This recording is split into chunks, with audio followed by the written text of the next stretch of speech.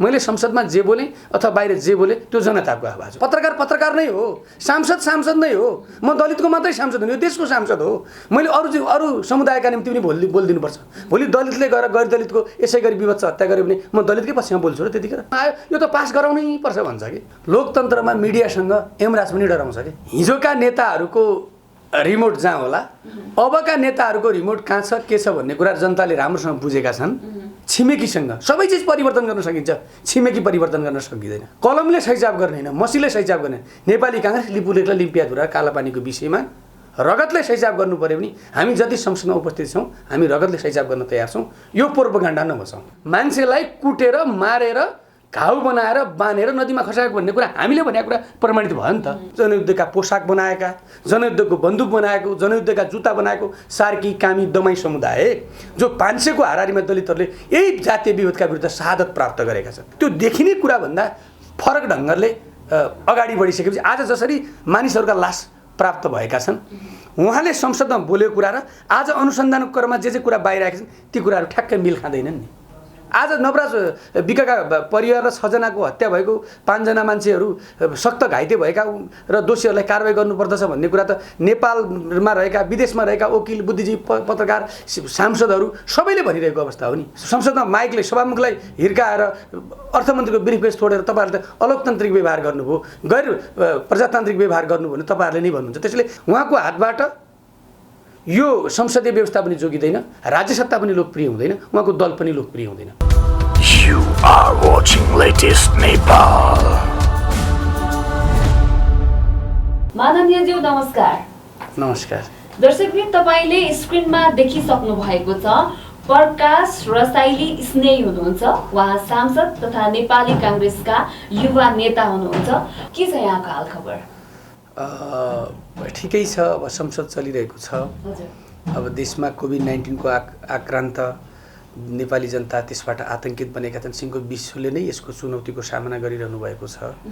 यसबीचमा भारत सरकारले गत कार्तिकमा लिपुलेख र लिम्पियाधुराको जुन नक्सा प्रकाशन गर्यो, त्यसपछि कोभिड-19 को मुलुक बन्दाबन्दी रहेकै अवस्थामा फेरि भारतले हाम्रो भूमिमा चीनको मानव सर्व जाने गरी सडक मार्ग प्रारम्भ गर्यो र त्यसपछि फेरि देश एकदम एउटा ठुल्ठुला चुनौतीको सामना गरिरहेको बेला सिङ्गो मानव जातिलाई नै र मानव सभ्यतालाई, नेपाली सभ्यतालाई नै हामीले गरेका परिवर्तन क्रान्ति, हामीले बनाएका संविधानलाई नै कालो धब्बा लाग्ने गरी फेरि चौरझारीमा एउटा ठुलो मानव कलङ्कको रूपमा रहेको विभत्स हत्या भयो। एक मानिसले अर्को मानिसलाई छुन नहुने, एक मानिसले अर्को मानिसलाई प्रेम गर्न नमिल्ने, त्यही पनि स्थानीय निकायका जनप्रतिनिधिको नेतृत्वमा भयो। त्यो घटनाले तपाईँ हामी सबै जस्तो परिवर्तनकारी शक्तिहरू, वकिल बुद्धिजीवी पत्रकार सिङ्गो संसद सबैलाई हामीलाई चिन्तित र दुखी बनाएको छ। म पक्कै पनि त्यतातिर आउँछु। सबैभन्दा पहिला यहाँको सदनमा गर्जन अधिकांशले हेर्नुभयो। त्यो गर्जनपछि अझ धेरै जनताले तपाईलाई नजिकबाट चिन्नुभयो भन्दा पक्कै पनि केही फरक पर्दैन। त्यो आक्रोश कहाँबाट पैदा भयो बताइदिनुहोस्। हैन, अब हामीले 70 वर्षमा 7वटा संविधान परिवर्तन गर्यौं। बेलायतमा संविधान नभएको देश आज कहाँ पुगेको छ। अमेरिकी जर्नलले दोस्रो विश्वयुद्धपछि हिरोसिमा नागासाकीमा जापानले आक्रमण गरेर लाखौं लाख जनता मरिसकेपछि उसले आत्मसमर्पण गर्यो। अमेरिकी जर्नलले बनाएको संविधानले आज जापान कहाँ पुगेको छ। अमेरिका जस्तो देश एउटा प्रथम विश्वयुद्ध अघि नै त्यहाँका बुद्धिजीवी वकिल पत्रकार मिलेर आफैले बनाएको संविधानले आज 13वटा आर्टिकलको संविधान आज अमेरिका कहाँ पुगेको छ। हामी 70 वर्षको इतिहासमा संविधान बनाउँदै फ्याँक्दै गऱ्यौँ। आज हामीले संघीय लोकतान्त्रिक गणतन्त्र सशस्त्र विद्रोह सहित 62-63 सालको जनआन्दोलनपछि जसरी नेपाली जनताले आशा गरेका थिए 2/3 सरकार बन्यो। अब हाम्रा सबै समस्याहरू दैनिकदेखि लिएर मुलुक समृद्धिको बाटोमा लाग्नेछ भन्ने कुरा छ भन्ने सबै जनताको जनविश्वास थियो। आज 40-50 लाख नेपाली युवाहरू विदेश छन्। आज नेपाली महिलाहरू बलात्कार भइरहेका छन्। सांसद जस्ता व्यक्तिहरू अपहरण भइरहेका छन्। मन्त्रीहरू र प्रधानमन्त्री कार्यालयका सल्लाहकारदेखि लिएर राष्ट्रपति संस्थाका नजिकका रहेका व्यक्तिहरू नातेदार समेत पनि राष्ट्रपति चुर्लुममा भ्रष्टाचारमा जुटिसकेपछि त्यो मैले संसदमा कसैको गर्जन भन्दा पनि नेपाली जनताको भावना हो। नेपाली जनताले राज्यबाट सरकारबाट र परिवर्तन गर्ने राजनीतिक दलहरूबाट आफूले सोचेको कुरा आफूले क्रान्ति र परिवर्तनका निम्ति जसरी नेपाली जनताले राजनीतिक दलहरूलाई सहयोग गरे सत्तालाई सहयोग गरे आफूले मतदान गरे सबै परिवर्तन र क्रान्तिमा नेतृत्वदायी भूमिका गरे ती जनता आज देश विदेशमा रहेका नेपाली नागरिकहरू हरेक दृष्टिकोणबाट निराश छन्। मैले त जनताको आवाज बोलेको मेरो आवाज होइन। जहाँ आज चिया खाने के अरे सामान्य चिया पसलदेखि लिएर पानीको धारादेखि लिएर सामान्य गाउँमा चौतारीमा पनि कुरा हुँदै गर्दाखेरि नेपाली जनताहरू पक्कै पनि एकदम निराश छन् के। उनीहरू हामी राज्य सत्ताप्रति राजनीतिक दलहरूप्रति राज्य सत्ताप्रति हामीले गरेका व्यवहारका प्रति नेताहरूको राजनीतिक चरित्र व्यवहार परिवर्तन नदेखेका प्रति नेपाली जनताहरू निराश छन्। मैले संसदमा जे बोलेँ अथवा बाहिर जे बोलेँ त्यो जनताको आवाज हो। नेपाली कांग्रेसको सरकार पनि त बार सत्तामा त पुगेकै हो, के त्यो बेला चाहिँ सम्पूर्ण जनतालाई चित्त बुझाउन सकेको थियो त माननीयज्यू? होइन, अब यस्तो मैले एउटा कुरा के छ भने कांग्रेसले सबै राम्रो गर्यो भनेर भन्दिनँ, तर अहिले जनताको असन्तुष्टि नेपालको इतिहासमा पञ्चायत कालको भन्दा पनि बढी चरम असन्तुष्टि छ। कांग्रेस पनि अब हामीले के गर्यो भने 62-63 सालको जनआन्दोलनपछि कांग्रेसले त्यो आन्दोलनको नेतृत्व गर्यो। सशस्त्र आन्दोलन शान्तिपूर्ण जनआन्दोलनको संयुक्त नेतृत्व नेपाली कांग्रेसका नेता गिरिजाप्रसाद कोइरालाले गर्नु हो। त्यसपछि करिब 10 वर्षको समय हामीले शान्ति र संविधानका निम्ति खर्च गर्यौँ संविधान सभाबाट। त्यसपछि संविधान बनाइसकेपछि हामी निर्वाचन गर्यौँ। निर्वाचन गरिसकेपछि हामीलाई के लाग्थ्यो भने अब गिरिजाप्रसाद कोइरालाको आन्दोलनको बेलाको एउटा महत्त्वपूर्ण भनाइ के थियो भने अब कुनै पनि नेपाली जनताका निम्ति परिवर्तनका निम्ति राजनीतिक परिवर्तनका निम्ति कुनै पनि युवा पुस्ताले देशको समृद्धिका निम्ति रोजगारका निम्ति जातीय विभेदका निम्ति महिला हिंसाका निम्ति कुनै पनि नेपाली जनताले अब आन्दोलन गर्नुपर्ने छैन भनेर उहाँले आन्दोलनको त्यो महत्त्वपूर्ण मुद्दा बनेको थियो। तर हामी संविधान निर्माण गर्यौँ, 10 वर्ष लाएर शान्ति प्रक्रिया पुरा गर्यौँ। शान्ति प्रक्रियाका केही कामहरू बाँकी थिए, तर त्यसबीचमा नेपालमा वामपन्थीहरू गठबन्धन भयो, 2/3 सरकार बन्यो। त्यो राम्रो कुरा हो, किनभने जनताले एउटा पार्टीलाई बहुमत दिनु, स्थायी गभर्मेन्ट गर्यो भने हामीलाई के यो सरकारले केही गरिदिन्छ भन्नु राम्रो कुरा हो। अहिले पनि त्यो सरकार जीवित छ, त्यो सरकारलाई 5 वर्षको म्यान्डेट छ, त्यो सरकार स्थायी हुनुपर्छ, लोकप्रिय हुनुपर्छ। डेमोक्रेसीमा राजनीतिक दलहरू लोकप्रिय हुन जरुरी छ। उनीहरू लोकप्रिय भयो भने राजनीतिक दलहरूकै सरकार हुन्छ।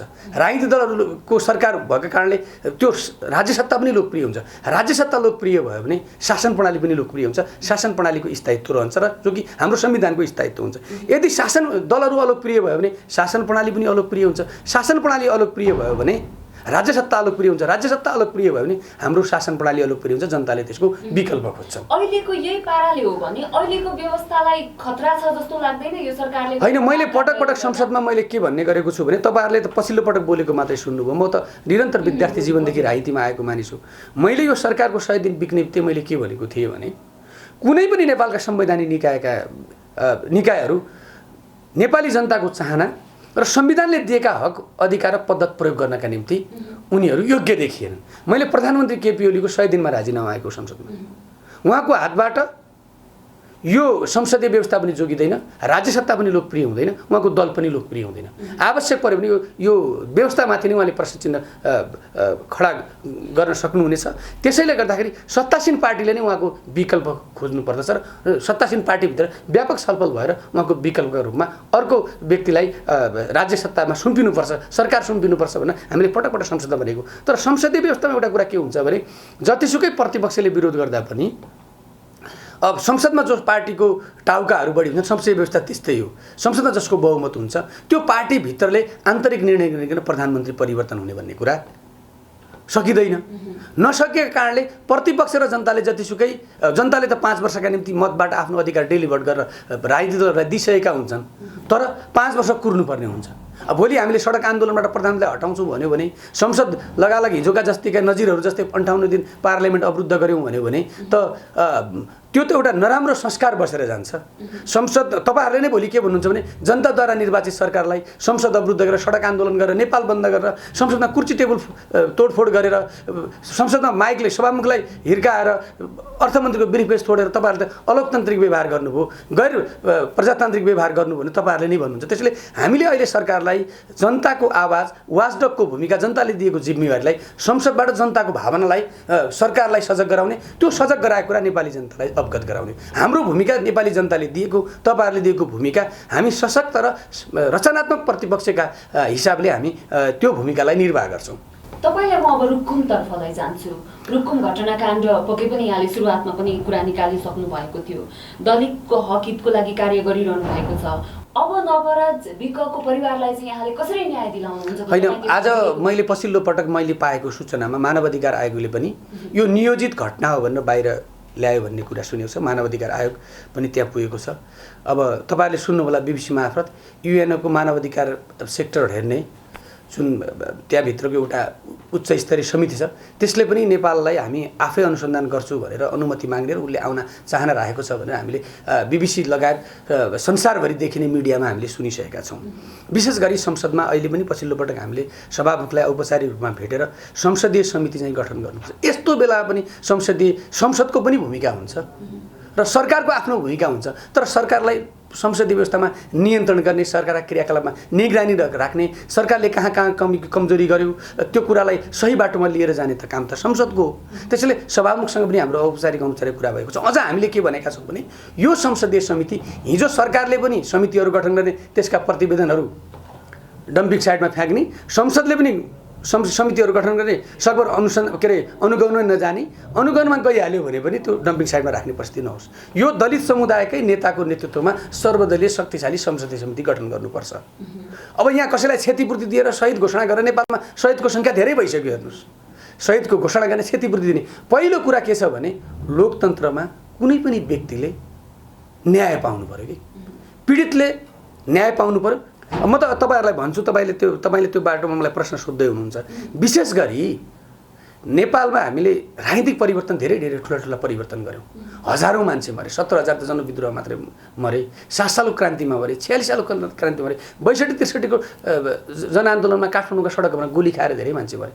तर अहिले हामीलाई के फिल भएको छ भने हामीले राजनीतिक परिवर्तन गऱ्यौँ, कागजमा परिवर्तन गऱ्यौँ, तर समाजको मनोविज्ञान र राजनीतिक नेताहरूको मनोविज्ञान र समाजको मनोविज्ञान चाहिँ परिवर्तन गर्न सकेका रहेछौँ। सामाजिक चरित्रको मनोविज्ञान परिवर्तन गर्न सकेका रहेछौँ। नेताको मनोविज्ञान परिवर्तन गरेको भए आज यता ठुल्ठुला घटनाहरू घट्थे, भ्रष्टाचारका घटनाहरू घट्थे। समाजको मनोविज्ञान परिवर्तन गर्न सकेका भए आज यो जातीय छुवाछुतका चरम संसारलाई नै चकित हुने गरी संसारका अगाडि नेपालको सिङ्गो राज्य सत्ता जो हामी भन्छौँ नेपालमा मानवाधिकारको प्रत्याभूति गरेको संविधानले मौलिक हकको प्रत्याभूति गरेको छ भन्छौँ, रुल अफ लको प्रत्याभूति गरेको भन्छौँ, स्वतन्त्र न्यायपालिका भन्छौँ, संवैधानिक अङ्ग भन्छौँ, संसदको 2/3 बहुमत प्राप्त सरकार भन्छौँ। आज संसारभरि लोकतन्त्रवादी देश भनेर चिनिएको नेपाल, आज नेपाली नेताहरू, हाम्रो राज्य सत्ताको नेतृत्व गर्ने नेताहरू हामीले गरेको परिवर्तन क्रान्ति मार्फत ल्याएका संविधानहरूमाथि नै कालो धब्बा लागेको छ। त्यसैले हाम्रो भनाइ के छ भने हामीले अब समाजको मनोविज्ञान परिवर्तन गर्नुपर्छ, समाज परिवर्तन गर्नु पर्यो, कागजमा परिवर्तन गर्नु। त्यसका निम्ति यस्ता घटनाहरूको न्यूनी, म केवल दलितमाथि भएको विवश हत्याकाण्डको कुरा मात्र भन्दा महिलाहरूमाथि नेपालमा अहिले पनि बलात्कार हुन्छ, हिंसा भइरहेको छ। तपाईँले एउटा कुरा, रोचक कुरा मैले आज सुने, एउटा शिक्षकले, त्यो पनि सत्तासीन पार्टीकै पूर्वाञ्चलको एउटा सङ्गठनको उच्चतम पदमा बसेको र पार्टीको पनि धनकुटा जिल्ला कार्य समितिमा बसेको शिक्षकले आफ्नै विद्यार्थी 13 वर्षको एउटा विद्यार्थीलाई गर्भाधारण गराएको भन्ने कुरा पछिल्लो पटक आएको छ। तपाईँले अस्ति सुन्नुभयो प्रदेश सभाकै सांसदले कास्कीमा चाहिँ एउटा दलित समुदायका मानिसहरूले क्रियापुत्री भवन, सार्वजनिक भवनमा दलितहरूले बसेर क्रिया गर्न नपाएको घटना तपाईँले सुन्नु। अजित मिजारको लास अहिले पनि टिचिङ हस्पिटलमा कुहिरहेको छ। निर्मला पन्तले अहिले पनि न्याय पाइरहेकी छैन। यस्ता दर्जनौँ घटनाहरू। त्यसैले म के भन्छु नि, दलित, महिला र जनजाति र अपहरणका विज्ञहरू, त्यस सम्बन्धी पढे लेखेका बुद्धिजीवीहरू, मनोचिकित्सकहरू, त्यस्ता यो सुरक्षा निकायका विज्ञहरू भएको एउटा छुट्टै बेन्चको स्थापना गर्नु। अब तपाईँहरू हेर्नुहोस्, देशभरि जातीय छुवाछुत, यी त बाहिर आएका घटना हुन्। सानातिना घटनाहरू त महिलामाथि हिंसा गरेको, महिलामाथि बलात्कार गरेको होइन, दलितमाथि छुवाछुत गरेको घटनाहरू त गाउँमा बाहिरै आउँदैन। आज तपाईँहरू जस्ता मिडियाले पनि बाहिर ल्याइदिनुहुन्छ, ठुल्ठुला घटनाहरू बाहिर आएका छन्। म त के भन्छु भने जबसम्म अब तपाईँहरू 75 जिल्लामा एउटा पनि प्रहरीको प्रमुख दलित समुदायको छैन, प्रमुख जिल्ला अधिकारी छैन, सरकारी वकिल छैन, न्यायाधीश छैन, अनि गाउँमा सामन्त ठुला ठालु भनेका तिनै समुदायका मान्छे घटना घट्यो भने लोकल लेभलमै मिलाइदिन्छन्। कहीँ न कहीँ त्यो समुदायको मान्छेको त कहीँ न कहीँ सामिप्यता त हुन्छ नि त। हाम्रो समुदायलाई जोगाइदिनुपर्छ, मिलाउनुहोस् भन्ने हुन्छ। तर त्यो आरक्षण दिने हो कि अथवा आफू लडेर अघि बढ्ने हो? फेरि यसमा एउटा कुरा तपाईँहरूलाई एउटा कुरा म भन्छु, आरक्षण दुईटा कुरा हो। मैले पहिला पनि के भनेको छु भने आरक्षण पनि योग्यता क्षमता अनुसारको आरक्षण दिनुपर्छ, सुनि मापदण्ड बनाऊ। म पनि एउटा समावेशीबाट प्रतित्व गरेको मानिस हो। तर मैले गर्ने क्रियाकलाप त मैले समावेशी चरित्रबाट आएको समावेशीलाई तपाईँहरूले यो समावेशीबाट आएको भनेर नाक खुम्चाउने अवस्था त दिनु भएन नि त मेरो भूमिकाले, मेरो पदीय दायित्व अनुसार। त्यसैले यो समावेशी र आरक्षण भनेको पनि हामीले जीवन्त मानिसहरूलाई दिने होइन, कुनै समुदायलाई दिनु हुँदैन। जबसम्म राज्य सत्तामा को पिडमा कुनै समुदाय छ त्यो समुदायलाई अन्य समुदाय चाहिँ कथाकथित उपल्लो समुदाय जसले राज्य सत्ताको प्राकृतिक स्रोत साधन राज्य सत्ताको शक्तिको निरन्तर दोहन गरिरहेका छन् त्यसमा आफूलाई त्यसलाई आफूले सञ्चालन गरिरहेका छन्। ती समुदायका मानिसहरू पनि पिडमा रहेका समुदायहरू चाहे दलित, जनजाति, महिला, मधेसी, मुस्लिम, अल्पसङ्ख्यक सबै समुदायहरू सँगै नहिँड्न सक्ने अवस्थासम्म र प्रतिस्पर्धा गर्न नसक्ने अवस्थासम्म सीमित अवधिको लागि निम्ति दिने हो। कम्तीमा 20 वर्ष, बढीमा 30 वर्ष दिने हो। त्यसपछि त प्रतिस्पर्धा गर्न सक्ने अवस्था सिर्जना भएपछि त यी कुराहरूलाई हामीले नै अब यो कुराको काम छैन। अब सबै समाजमा समानता छ। महिलामाथिको हिंसा पनि न्यूनीकरण भयो, दलितमाथिको विभेद पनि न्यूनीकरण भयो। जबसम्म दलितमा सामान्य रूपमा जातीय अन्तर्जातीय विवाह गर्दा सामान्य रूपमा समाजले लिन थाल्यो, महिलामाथि हिंसाको कम हुन थाल्यो, मधेस र पहाडियामाथि विभेद कम हुन थाल्यो, जनजाति र बाहुन क्षेत्रको राजनीतिमा प्राकृतिक साधन स्रोत राज्य सत्तामा समान सहभागिता जनसङ्ख्या आधारमा हुन थाल्यो भने र प्रतिस्पर्धा गर्न सक्ने त्यो समुदाय र सक्षम भइसकेपछि यसको औचित्य समाप्त हुन्छ। यो अनन्तकालसम्मका निम्ति होइन। यदि अनन्तकालसम्म गऱ्यौँ भने फेरि त्यसले धेरै ठुलो विद्रोह ल्याउँछ। मैले अर्को कुरा तपाईँहरूलाई भन्छु, हामीले 70 वर्षमा किन धेरै पटक हाम्रा संविधानहरू परिवर्तन गऱ्यौँ भने हामीले परिवर्तन त गऱ्यौँ तर समाजको पिडमा रहेका समुदायलाई राज्य सत्ताको मूल प्रभावमा सँगै हिँड्न सक्ने बनाएनछौँ हो। नबनाइसकेपछि कुनै न कुनै समुदाय त पिडमा भइरह्यो। पिडमा भइरहेको समुदायले त गुनासो गरिरह्यो। गुनासो गरेपछि कुनै न कुनै राजनीतिक शक्तिले त्यसलाई समातेर त्यसका नाममा विद्रोह गर्यो। जस्तो माओवादीको विद्रोह, जस्तो अहिले विप्लवले यी कुराहरूसँग म सन्तुष्ट छैन भने ती समाजमा पछाडि परेका वर्गहरूलाई समात्ने प्रयास गरिरहनु भएको छ।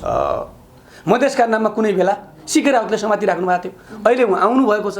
अहिले पनि मधेसवादी दलहरूले त हामी सन्तुष्ट छैनौँ भनेको छ। त्यसैले समाजमा राज्य सत्ताको शताब्दीौँदेखि दोहन गरिरहेको समुदाय वर्गले अरू पिडमा रहेका समुदाय वर्ग लिङ्गका मानिसहरूलाई पनि सँगै हात समातेर राज्य सत्ताको दोहन गर्ने, राज्य सत्ताको सञ्चालन गर्ने अवस्था नभएसम्म समाजमा द्वन्द्व जीवित रहन्छ।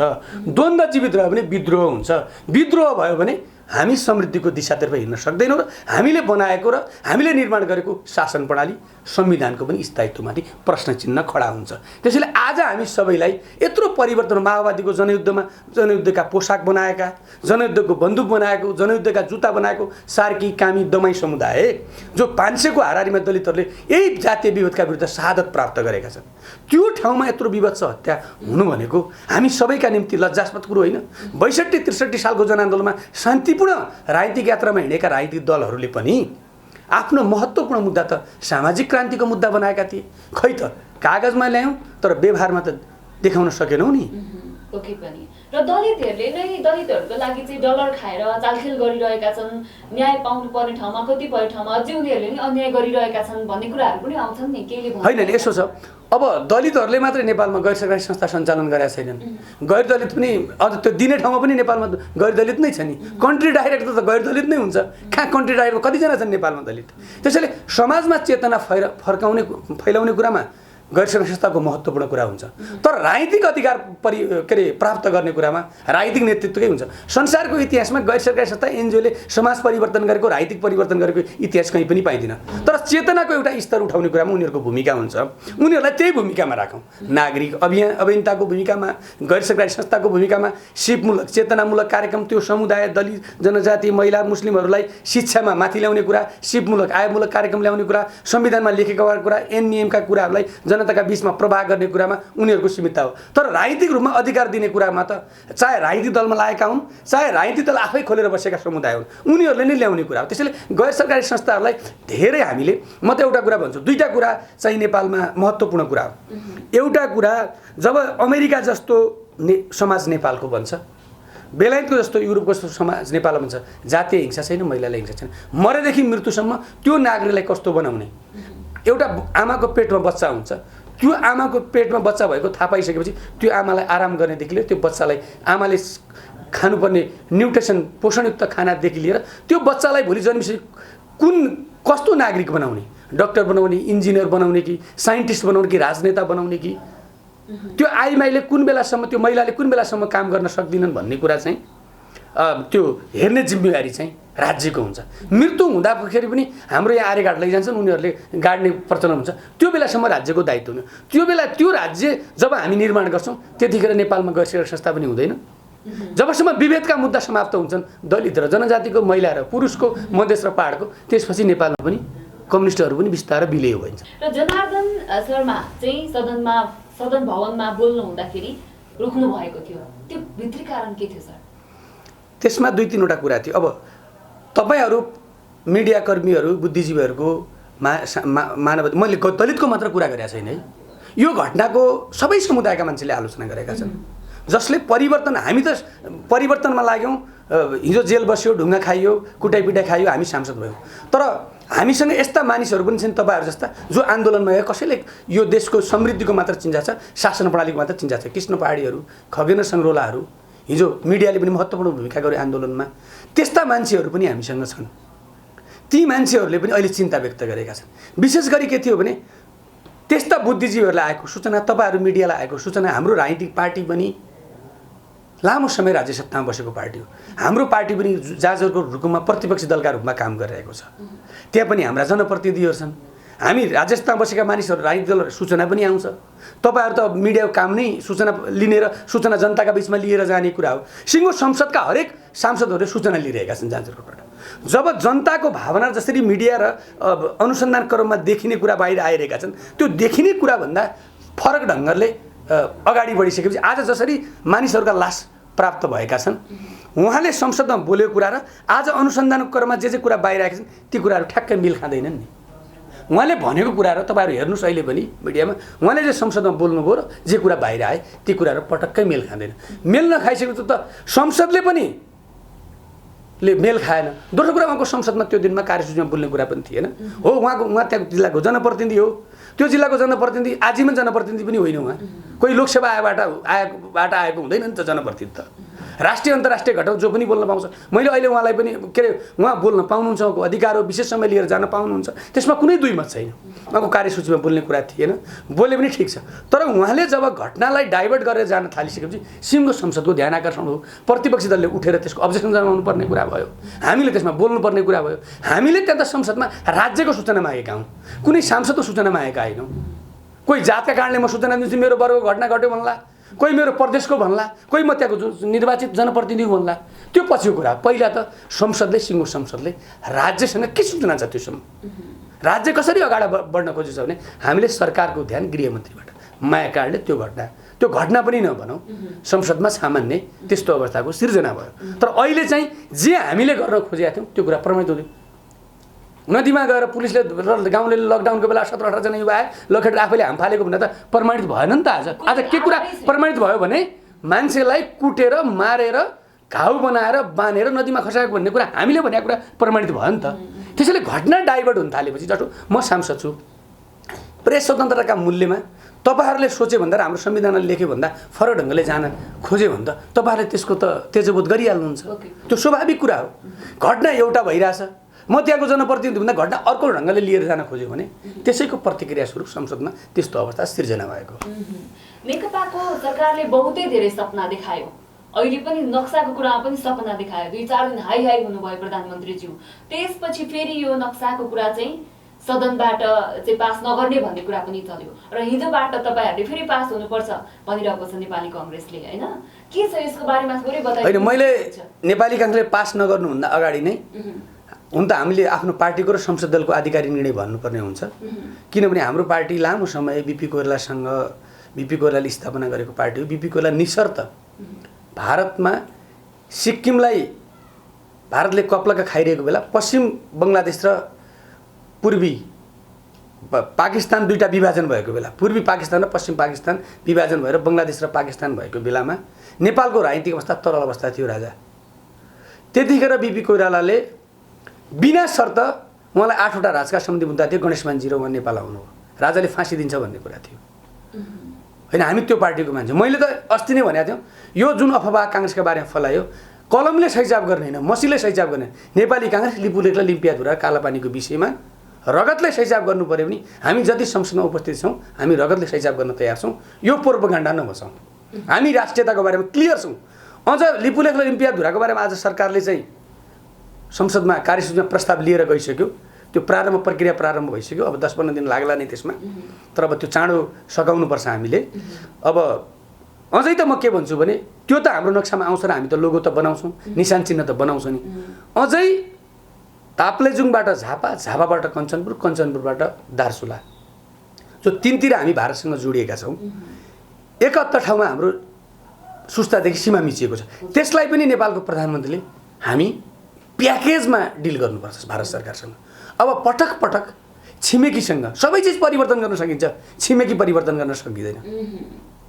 गाउँको टोलको छिमेकी हो, घर बेचेर अर्को गाउँ यो छिमेक मन परेन अर्को ठाउँ जान सकिन्छ, तर हामी देश त परिवर्तन गर्न सक्दैन। न भारतले हामीलाई परिवर्तन गर्न सक्दैन, न भारतले हामी पक्कै पनि परिवर्तन गर्न सक्दैनौँ। हामी नसकिने भएको हुनाले उनीहरूसँग हाम्रो पारिवारिक सम्बन्ध छ, रोटीबेटीको सम्बन्ध छ। नेपालका 40 लाख मजदुरहरू भारतमा गएर काम गर्छन्, भारतको समृद्धिका निम्ति काम गरेका छन्। हामीले पनि रोजगार पाएका छौँ। उताका हजारौँ लाखौँ नागरिकहरू नेपालमा हरेक वर्ष धार्मिक स्थलहरूमा आउँछन् पूजाआजा गर्न। हामी भारतमा जान्छौँ। कति नेपालीहरू विवाहहरू भारतसँग हुन्छ, भारतको नेपालीहरूसँग हुन्छ। हाम्रो खुला सिमाना छ, हाम्रो धार्मिक सम्बन्ध पनि राम्रो छ। पाकिस्तान र भारतको त धार्मिक सम्बन्ध पनि त राम्रो छैन नि, हो। हाम्रो त धार्मिक धर्म पनि हामी परासो धार्मिक पनि हाम्रो मिल्दोजुल्दो छ। त्यसैले भारतसँग हामी राम्रो सम्बन्ध राख्न चाहन्छौँ। तर राम्रो सम्बन्ध राख्ने भन्दैमा हामी जनसङ्ख्यामा कम छौँ, हामी भूगोलमा सानो छौँ, हाम्रो पर क्यापिटा इन्कम छ, हाम्रो अणुपरमाणु कम छ भन्दैमा भारतको हरेक नागरिक, संसारका कुनै पनि नागरिक भन्दा हाम्रो स्वाभिमान, हाम्रो राष्ट्रपतिको प्रेम कसैको सानो र कसैको ठुलो हुँदैन। त्यो भूगोलले, त्यो जनसङ्ख्याले त्यो निर्धारण गर्दैन, त्यो पर क्यापिटा इन्कमले, त्यो अणु परमाणुले, त्यो अस्त्र शस्त्रले निर्धारण गर्दैन। सबैको राष्ट्रियता, भारतका नागरिकको पनि त्यही राष्ट्रियता छ, हाम्रो पनि त्यही राष्ट्रियता छ।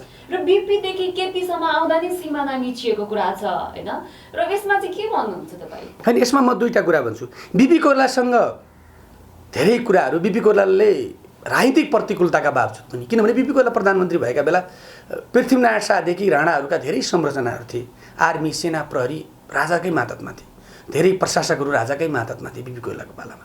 आज ती संरचनाहरू धेरै परिवर्तन भएर जनताका छोराछोरीहरू त्यो संरचनामा छन्। अनि बीपी कोइराला त्यो बेला पनि चाइना गएर चाइनाको तत्कालीन प्रधानमन्त्री चाउ एन-लाई र माओ सेतुङलाई 2016 सालमा सँगै राखेर बीपी कोइरालाले र नेपालमा विज्ञहरूलाई, नाभी विभागका विज्ञहरूलाई यो सगरमाथा चाहिँ नेपालको हो भनेर प्रमाणित गरेर त्यो नेपालको बनाउन सक्नुभयो बीपी कोइरालाले।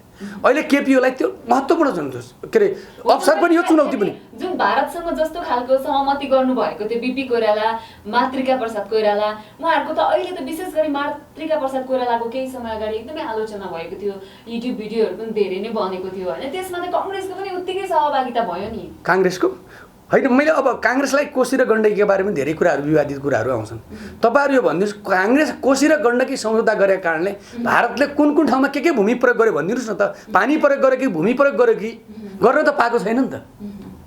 अब त्यसलाई चाहिँ एउटा कम्युनिस्ट भूमि भूमिको कुरा गर्ने हो भने त अहिले हामी कोशीमा गएर हेर्ने हो भने हरेक साल हामीलाई उही पीडा हुन्छ होइन। त्यो त एउटा कुरा मैले तपाईँहरूलाई त्यो कोशीको त्यो त एउटा बाँधको कुरा त कोशीमा मात्र छैन, सिरामा छ, सप्तरीमा छ।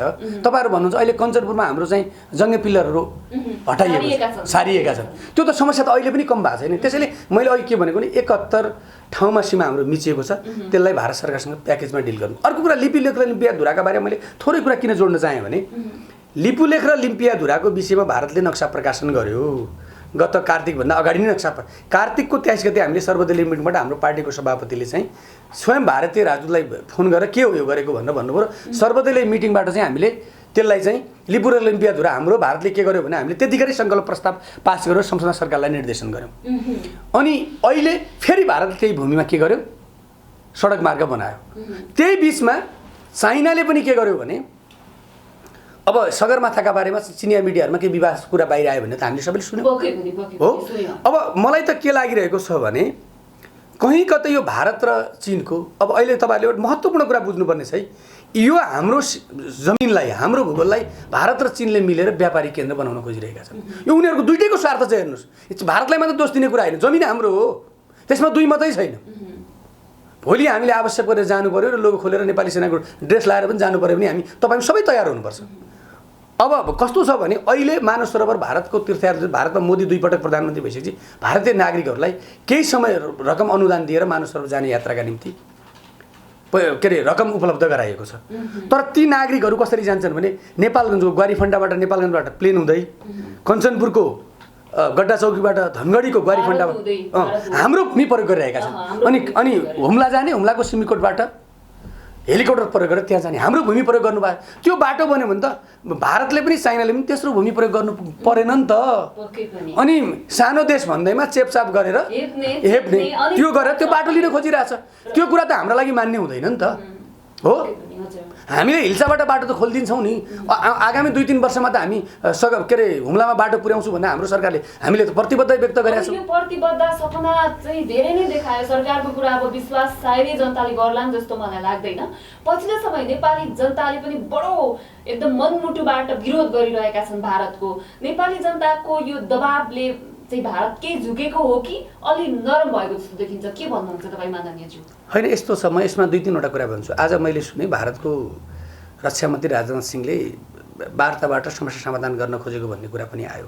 हामीले नक्सा लाल पूजा मेरो नाममा हुने तर मेरो घर र जग्गा तपाईँले प्रयोग गर्नुभयो भने त्यसको केही अर्थ छैन। तर एउटा लड्ने प्रमाण चाहिँ बन्यो। भारतले मानेन भने हामीसँग भएका ऐतिहासिक प्रमाणहरू सुगौली सन्धिदेखि त्यसपछि प्रमाणहरूलाई लिएर हामी अन्तर्राष्ट्रियकरण गर्न सक्छौँ। हाम्रो शासन प्रणालीका निम्ति हाम्रो शान्ति प्रक्रियाका निम्ति युएनओले धेरै मध्यस्थताको भूमिका निर्वाह गरेको छ। अरू देशहरू पनि गरेका छन्।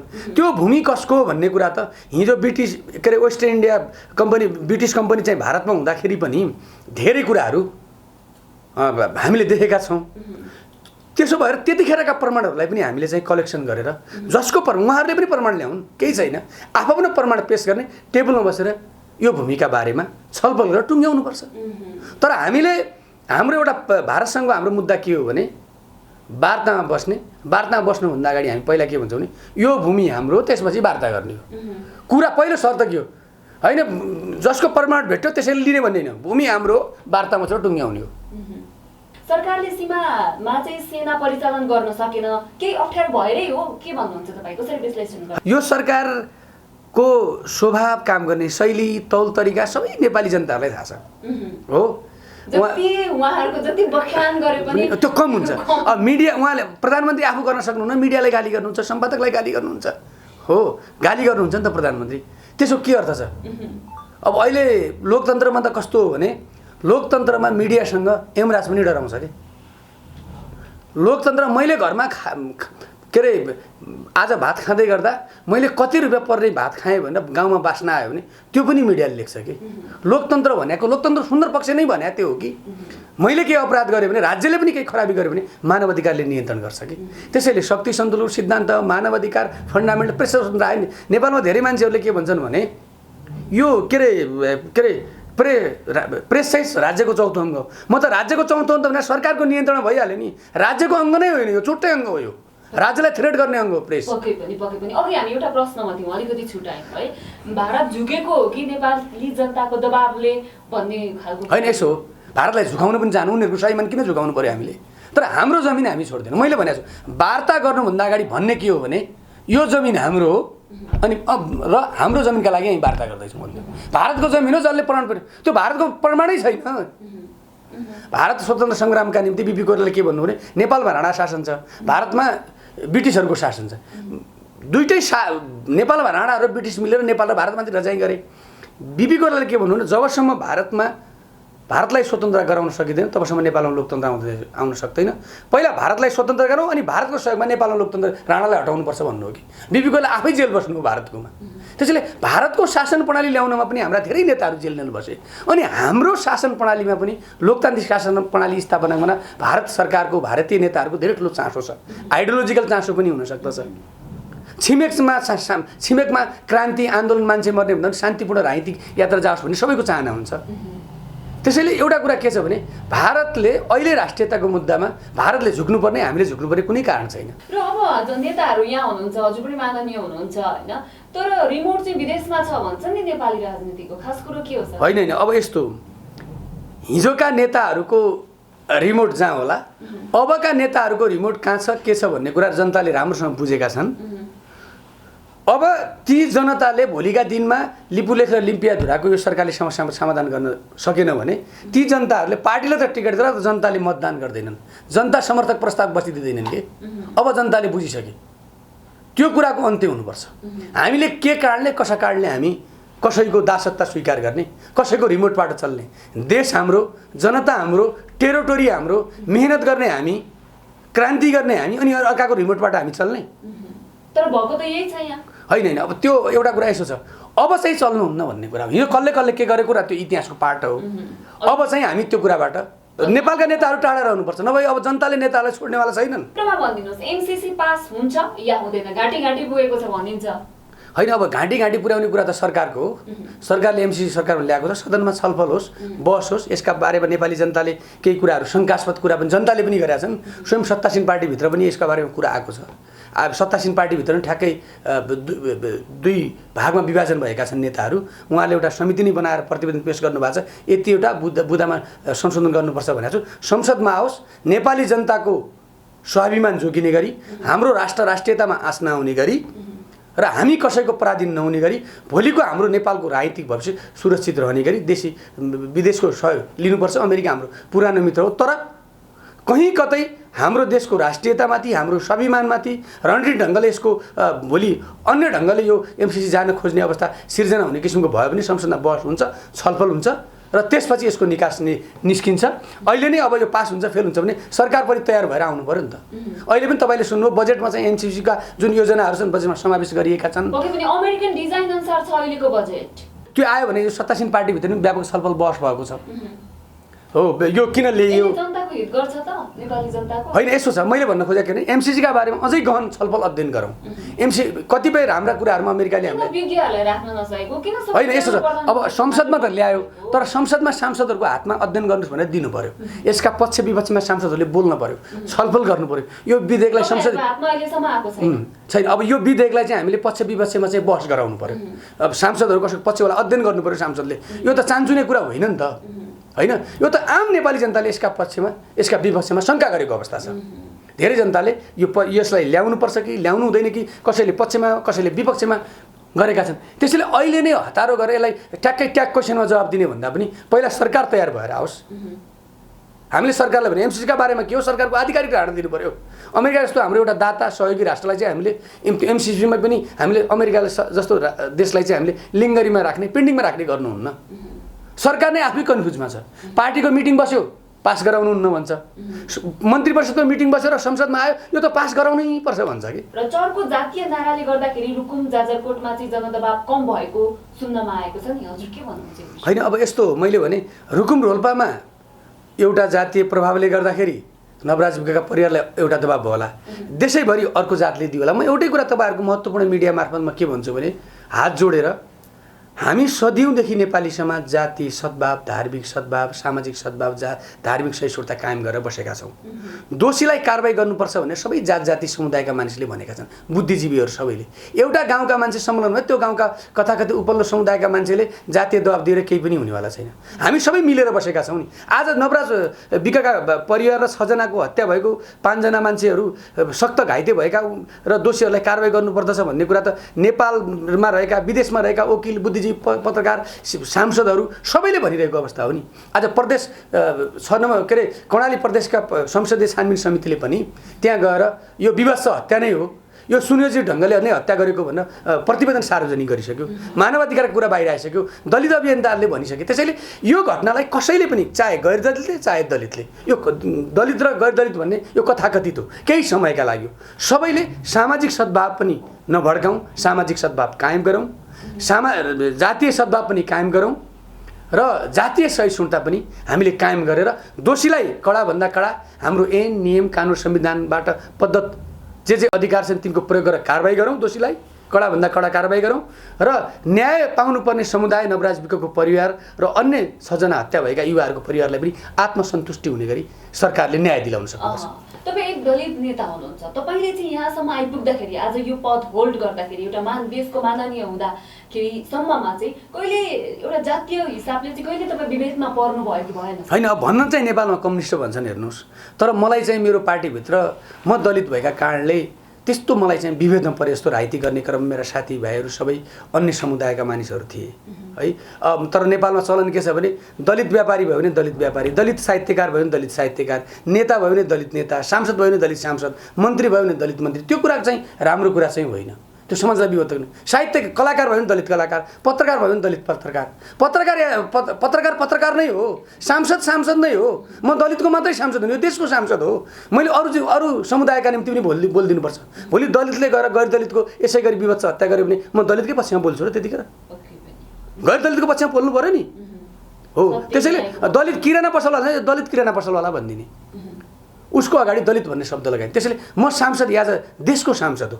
त्यसैले मैले सबै जनताको प्रतिनिधि हो। म हो सबै जनताको पक्षमा जहाँ जहाँ अन्याय भएको छ अन्यायका पक्षमा न्यायका निम्ति बोल्ने, अन्यायमा परेका समुदायका निम्ति बोल्ने, न्याय प्राप्तिका निम्ति बोल्ने हो। धन्यवाद सर, यहाँको महत्त्वपूर्ण विचार अनि समयको लागि। मेरो पार्टीको र मेरो र सिङ्गो समसामयिक मुलुकको राजनीतिक परिस्थितिका बारेमा मेरो दृष्टिकोण राख्न दिनुभयो। तपाईँको महत्त्वपूर्ण मिडिया परिवारलाई पनि मेरो धेरै धेरै धन्यवाद।